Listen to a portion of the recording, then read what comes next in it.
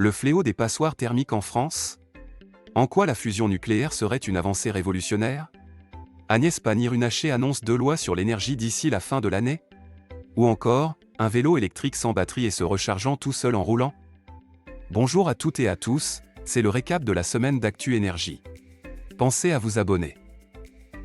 Au premier rang des victimes de la crise énergétique, les habitants de logements disposant d'une piètre performance énergétique, également appelée passoire thermique, voient leur facture de gaz et d'électricité exploser.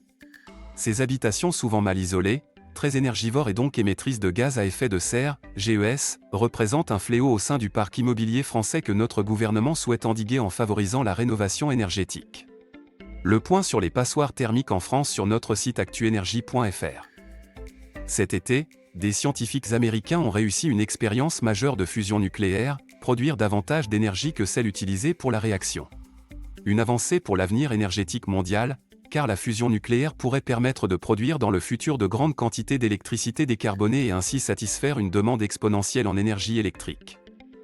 La ministre de la Transition énergétique a annoncé la présentation au Parlement de 2 lois sur l'énergie d'ici la fin de l'année, l'une sur la réforme de la sûreté nucléaire, l'autre sur le contrôle sur le prix de l'électricité.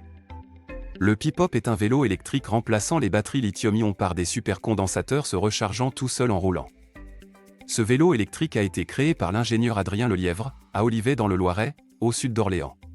Initialement baptisé U-Fil, il est désormais dans sa 3e génération de vélos et se prénomme aujourd'hui Pipop. Pour en savoir plus, c'est sur notre site ou nos réseaux sociaux.